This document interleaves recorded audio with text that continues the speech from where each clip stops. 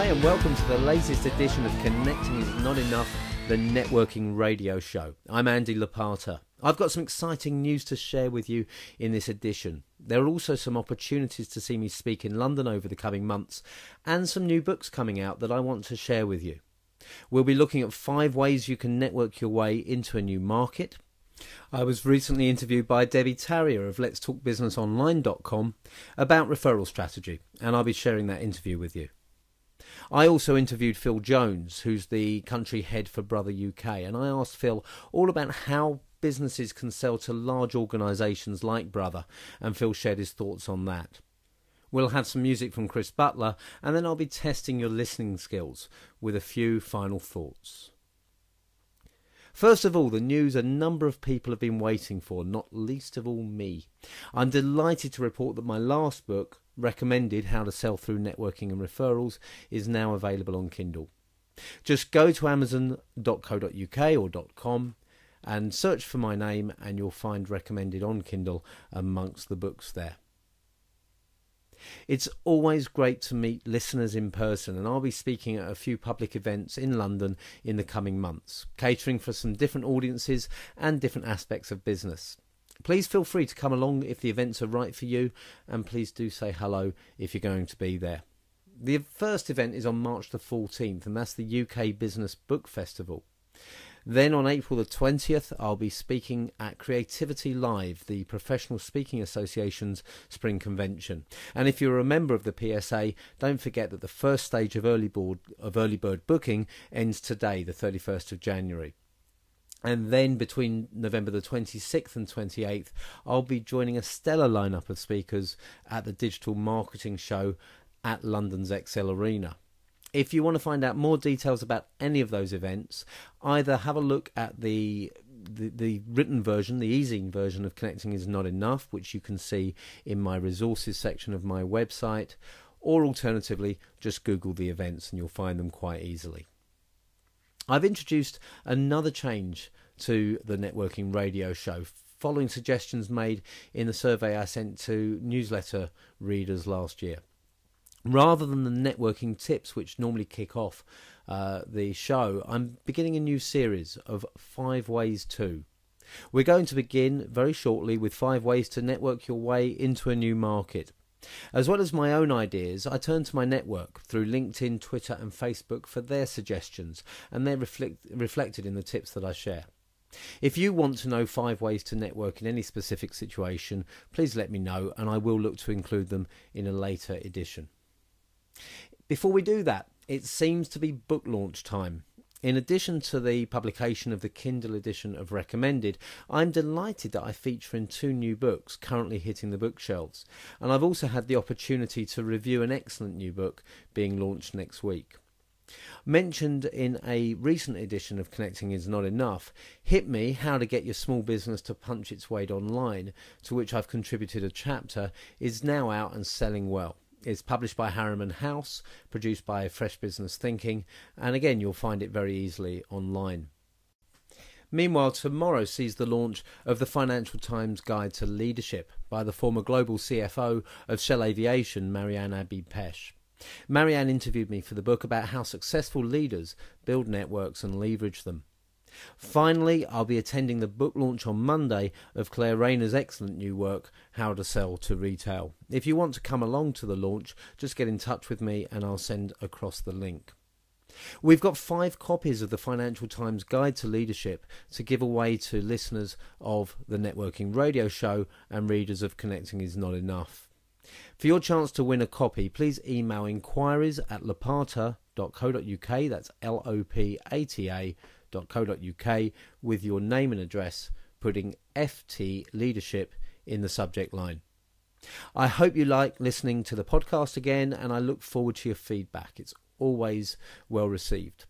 Don't forget, if you'd like to read these tips and some more and look at some videos, please feel free to subscribe to the e-zine version, Connecting Is Not Enough, which is there's a sign-up box at the top of my website. If you're serious about developing a networking and referral strategy that can take your business to a new level, or if you're interested in booking me for a speech or training session for your team, get in touch with me, please. My email address is andy@lopata.co.uk.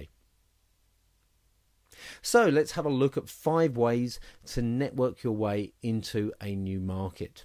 Number 1, know what you're talking about. Learn about the industry, in particular the challenges facing them and how your expertise, products or services would be relevant. Use your network to speak to people within that market, find out what they're thinking and join relevant discussion forums to follow the conversation. Number 2, be social. Ask questions in LinkedIn groups and on other social networks. Post discussions, comment on other people's threads. Blog and comment on other people's blogs. In short, once you're in a position to do so, be seen as the expert. You can follow this up by submitting articles to industry magazines and speaking at industry events. Number 3, know your who's who. Find out who the key influencers are in the industry and how you can get onto their radar.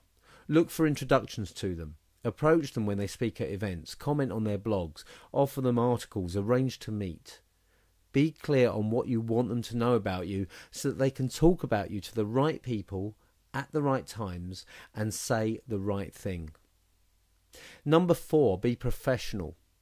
Join professional bodies in the sector and be proactive.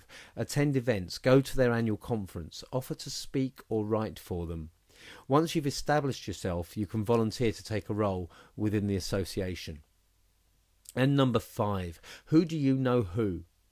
Once you've identified who you need to meet in the sector, whether potential clients or influencers and intermediaries, look to your existing network to see who can make the connections for you. Use LinkedIn to search for mutual connections and let your network know to whom you would like referrals. So that's 5 ways to network your way into a new market. 1, know what you're talking about. 2, be social. 3, know your who's who. 4, be professional. 5, who do you know who? I'd like to thank Alan Stevens, Stephen Harvard-Davis, Tim Luscombe, Michael Birchmore and Trevor Wood, who all contributed their thoughts to these tips. I was recently interviewed by Debbie Tarrier of letstalkbusinessonline.com, all about referral strategies and how you can incorporate them into your business. Away from Olympia now. Debbie Tarrier went to find out about networks of a different and more traditional kind. I'm with Andy Lopata. To give you a little bit of background, Andy is a fellow of the Professional Speaking Association and he's spoken all over the world on networking and referrals. He's a blogger for the Huffington Post and he's the author of 3 books. The first one being Building a Business on Bacon and Eggs. The second one is And Death Came Third. And the third one, most recent, is called Recommended, which is how to sell through networking and referrals. And we're going to talk to Andy about referrals and why they're important for everybody, really. So, Andy, why should people take notice of referrals? I think if you ask any business owner, if you ask any sales director, where do your most effective new business leads come from? Most of them will tell you it's through word of mouth, it's through recommendation or referral. Ask them what they do about it and they'll look at you quite blankly. We invest a lot of time, energy, effort, resource into other routes to market. So we'll have a PR consultant maybe or a PR team, we have a marketing team, you have an advertising campaign, you have a budget, a cold calling team, and then when it comes to the most effective source of new business, we just leave it to chance. And that needs to change. It's absolutely crazy the amount of money the businesses leave on the table, not just in this country but worldwide, because they don't actually go out and ask the right people at the right time for the right introduction. Do you think that's a very British thing that we just don't like to ask? There is an element of that. I think in other cultures, people might be a little bit more confident. We have this thing where it's just not the done thing to ask for help and not to be seen to ask for help.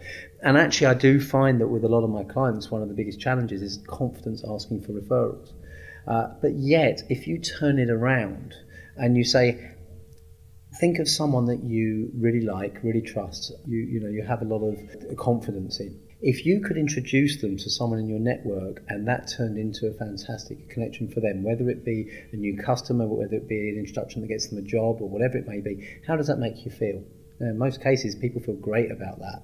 We have this issue of you can't be a burden, you can't ask for help and can't be seen to be weak. But actually, if you do ask for help, and I show them people how to do that in a way that makes you seem strong, not weak. When is the right time to ask for a referral? To answer your question about the right time, let me show the wrong timing first, if I can. Classic sales training will teach you over the years. You know, you get to the end of a pitch to a new prospect, and at the end you always ask those magic questions. So you're happy with what I've covered? Do you understand the value of what we talked about? Who else do you know who might benefit from this? And that's lazy, it's poorly timed, and it's ineffective. You've just spent an hour or whatever it may be talking about their challenges, their needs, their problems, and how you might be able to help them with that, and then you've turned it to be all about you. There's a fantastic book I recommend to everyone called Influence, the Power of Persuasion by Robert Cialdini. It's one of the books, if not the book, on influence. I argue with Cialdini on one point around this, because Robert Cialdini says the best time to ask for something is when someone has just said thank you, because that's when mentally they're most in tune to giving you something. I actually think you should bank that thank you and say my pleasure, so that when you're asking for a referral, it's not a quid pro quo. Again, if someone says thank you for something and you come back and say, okay, can you do something for me? I think it takes the edge off what you've done for them, and you should actually let them enjoy the fact that you've helped them and you've done something for them. The best time, in answer to your question, to ask for a referral is when you have the right thing to ask the right person, so that they trust you and they would be willing to refer you. They understand what you're looking for and they understand what to say, and they're talking to the right people. If you then frame your question in a way that makes it easy for them, and you take that away from other conversations about you serving their business or you doing them favours, and it's just a standalone request, I think that's the most powerful. So, and in the same way, testimonials, referrals, should they come around the same time? No, I think they're different things. I think a lot of people confuse them, and in fact, people often call these days, they call testimonials recommendations, and they're different. To me, a recommendation is I talk to you and recommend someone else. A testimonial is where you've done a service for me and I give you a testimonial you can share with other people, and these days I can just post it on a site like LinkedIn. I think that a testimonial can be asked for when someone has just said thank you, you've done a great job, because it's fresh in their mind. And you can actually say, look, what you've just said to me and your feedback is really valuable, that's great, I'd love to share that with other people. If I encapsulated that, if I wrote it down and ran it past you, would you be happy for me to use it as a testimonial? Because a lot of people will be quite lethargic about following up what they've promised when they promise you a testimonial. But if you take control when they've just said something, you capture it and you send it to them with their permission, you'll be more likely to get them. Now, let's just think about people who are really uncomfortable about asking for referrals. What's the best way for them to do it? By phone or by email or letter? What would you say? I think it really depends how well you know the other person and how frequently you see them. You may find email a good medium to use from the simple point of view that if it's a complicated referral, if they need to be able to pass on information about you and you want to be in control of that, then if you write it in an email, then they can just forward that and say, look, this is what Debbie does, and share that. Jan Vermeeren and Bert Verdonk wrote a book on how to really use LinkedIn, and they have what they call the magic email, and it's exactly that. Can you introduce me to this person? This is what you need to say. This is why I want to meet them. But let them put it into frame it in their own words. I would always try and talk to them first, though, before sending the email in that circumstance. So whether it's a quick phone call or you're going to see them, just ask them. Then that would be my preferred route. In terms of confidence, and I said earlier, I help people become more confident asking in that sense, or feel stronger about it. So a lot of it is about feeling weak and looking like you're desperate. Now, if I turned to you and said, look, I really am looking for some more business, that anyone who needs to, some networking training, can you tell them about me? That sounds desperate. If I was to say to you, I've just done some work this morning with an investment bank, I know you've got some contacts in that sphere, it went well this morning, I'd like to work with other similar organisations, so who do you know at? And then maybe name a specific bank. That sounds strong. If you want confidence in asking, look at who you're asking for the referral, think of who they know, think about what they understand, and then frame your question in a way that sounds positive and it makes sense. That sounds like a really good place to wrap that up. But before I go, how can people get in contact with you if they want to find out more about you and your training and your books? Well, they could ask someone to refer them to me, of course, but, but failing that, my website is lopata.co.uk. That's lopata.co.uk. I'm on Twitter, Andy Lopata. I'm on LinkedIn. I'm on Facebook, facebook.com/networking strategy. And on iTunes. Just search me on iTunes as well for the Networking Radio Show. And we'll put all your details on our website, letstalkbusinessonline.com. But thank you very much, Andy.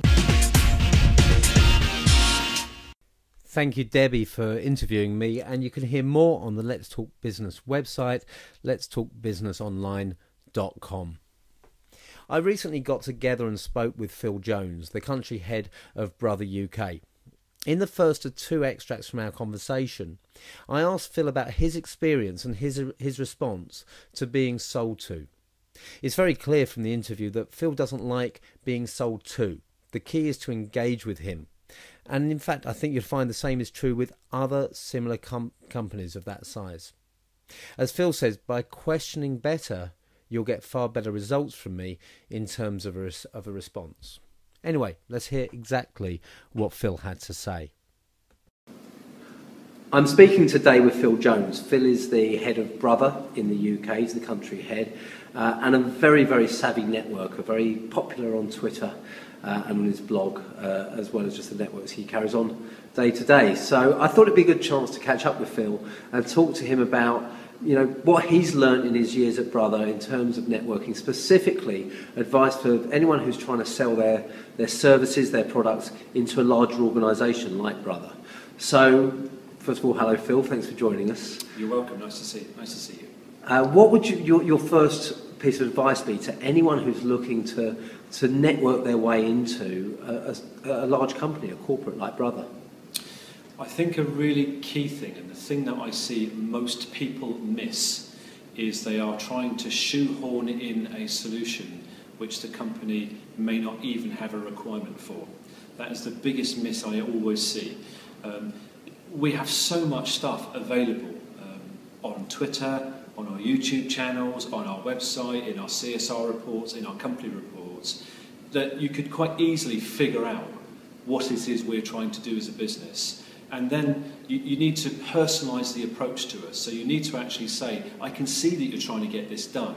We're a company that could really help you. But try and outline exactly how. Because I just see hundreds and hundreds and hundreds of chest-beating emails and letters into my office. And there's only one place they see, which is the bin.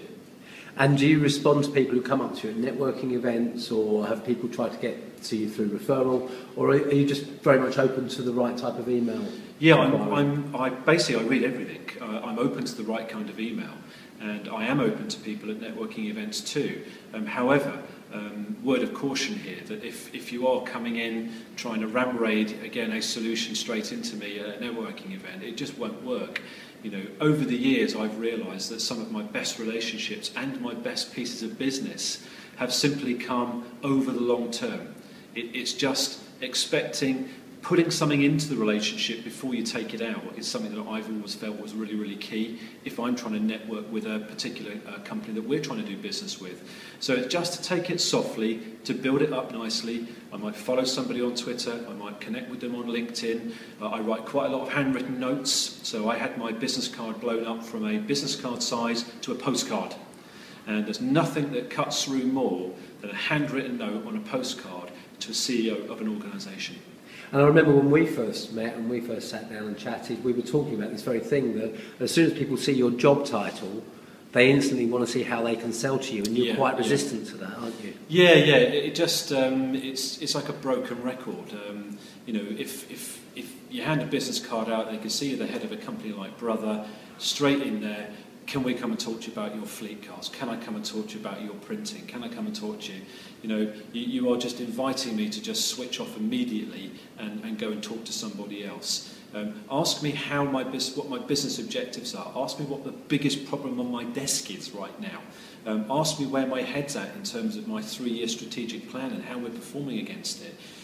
By questioning better, you will get far better results. from me in terms of a response. And when you get those results and those responses, hopefully you can craft your questioning from a guy like me to try and get a referral into somebody in my organisation to follow up. Absolutely brilliant. Thank you very much, Phil. Again, many thanks to Phil for that interview, and I think there's some really helpful advice to anyone who's looking to sell to larger companies. In a later extract from the interview with Phil, I'll be asking him all about how you network your way into such a senior position in a large organisation. A chance for a musical interlude now, and if you're a regular listener to the podcast, you may have spotted that there always seems to be a personal connection to the artist that I feature, and I certainly, with a networking twist, like to keep that theme going. In this edition, I feature the music of Chris Butler. Now, I came across Chris very much through networking, as he runs his own social network, WeCanDo.biz. Not only does Chris run his own social networking site, but he also sings. So I asked Chris if we could share one of his songs with the podcast, and this is Chris Butler with Honeysuckle Drive.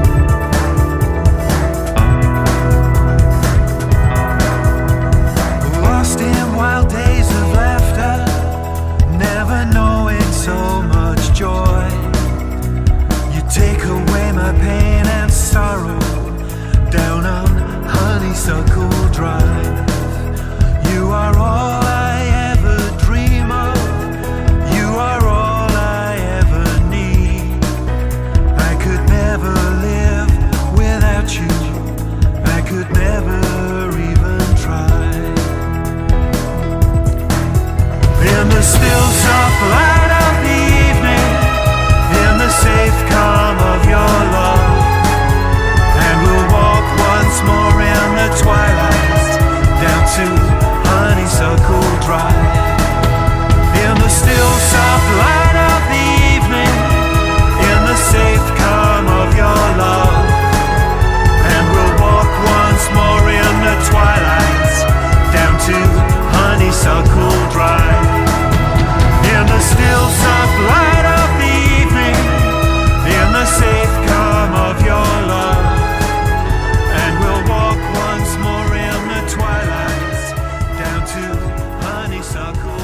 Chris Butler with Honeysuckle Drive, and as I mentioned before, you can check out Chris's social networking site at wecando.biz.